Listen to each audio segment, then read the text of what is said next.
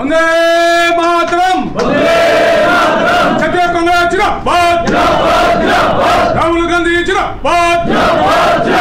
উত্তর দিনাজপুর তৃণমূল কংগ্রেসের প্রাক্তন বিধায়ক অমল আচার্য এদিন কংগ্রেসে যোগ দিলেন। প্রদেশ কংগ্রেসের সদর কার্যালয় বিধান ভবনে এদিন রাজ্যের দায়িত্বপ্রাপ্ত পর্যবেক্ষক গুলাম আহমেদ মীর ও প্রদেশ কংগ্রেস সভাপতি শুভঙ্কর সরকারের হাত ধরে তৃণমূল কংগ্রেসের আরো কয়েকজন প্রাক্তন প্রতিনিধিরা প্রদেশ কংগ্রেসে যোগদান করলেন।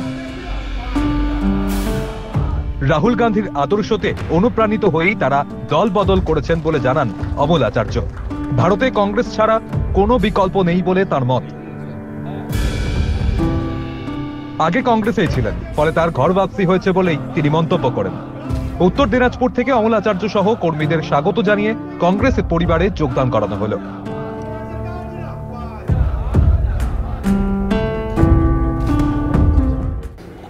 অস্বীকার করার নেই, আমরা সবাই কংগ্রেস ঘরানার রাজনীতিতে ছিলাম এবং কংগ্রেসের রাজনীতিতে ছাত্র যুব প্রিয়দা মহিলার নেতৃত্বে ওই জেলায় আমরা ছাত্র যুব রাজনীতি করতাম। বামফ্রন্ট আমলে আমাদেরকে ওই জেলায় বামফ্রন্ট কায়েম করতে পারেনি। সাংগঠনিক জোরে, সততার জোরে, মানুষের শক্তিতে, মানুষের পাশে দাঁড়িয়ে মানুষের জন্য আমরা লড়াই করেছি, যেটা আমরা প্রিয়দার নেতৃত্বে, মহিলার নেতৃত্বে ওই জেলায় সংগঠিত করতে পেরেছিলাম। 1998 সালে আগে বর্তমান পশ্চিমবঙ্গের মাননীয় মুখ্যমন্ত্রী পশ্চিমবঙ্গ যুব কংগ্রেসের সভাপতি ছিলেন। আমিও তখন যুব কংগ্রেসের ব্লকের সভাপতি ছিলাম। যুব কংগ্রেসের বিরাট র্যালি, তাকে নিয়ে আমি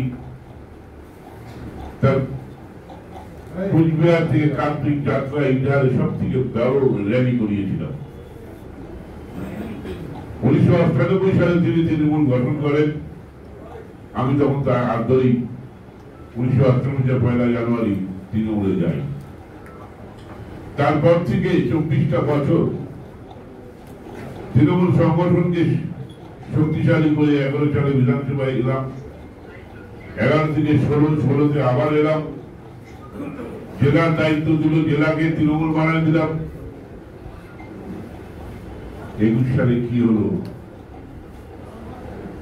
না, হাওড়া দাওড়া তো কিছু করিনি। আমি আমার টিকিট হলো না, রাজনীতি থেকে বসেই থাকলাম। মহিলা আমাকে বারবার বলছিল আমার বিকল্প নেই। আমি দাদা, কংগ্রেসের কথা তো মনেই আছে, কংগ্রেস তো আদর্শে আছে, কংগ্রেস তো স্বাধীনতা সংগ্রামী দল। আমার বাপ ঠাকুর দাদা স্বাধীনতা সংগ্রামী করে পেনশন পেত, মারা গেছে। আমি সেই ঘরের ছেলে। আমি গেলে জাতীয়তাবাদী আদর্শে আমি কংগ্রেসেই যাব। রাহুল গান্ধীর নেতৃত্বে, সোনিয়া গান্ধীর নেতৃত্বে, মীর সাহেবের নেতৃত্বে, শুভঙ্কর বাবুর নেতৃত্বে, মহিন্দার নেতৃত্বে আমরা সব কংগ্রেসের রাস্তা রেখে কংগ্রেসে যোগদান করি। এখন অনেকেই বলছে যে ঘরের ছেলে ঘরে, মহিন্দা বলেছে, বাস্তব, এটা অস্বীকার করার কিছু নেই। এটা আমাদের গর্ব আকাশ। আমরা ঘরের ছেলে, আমরা ঘরে এসেছি মানুষের কাজ করার জন্য। বাংলায় বদল দরকার। তৃণমূল সরকার 15 বছর কাটিয়ে ফেলেছে, কিন্তু যুবদের কর্মসংস্থানের কোনো ব্যবস্থা করেনি বলে মন্তব্য করেন গোলাম আহমেদ মীর।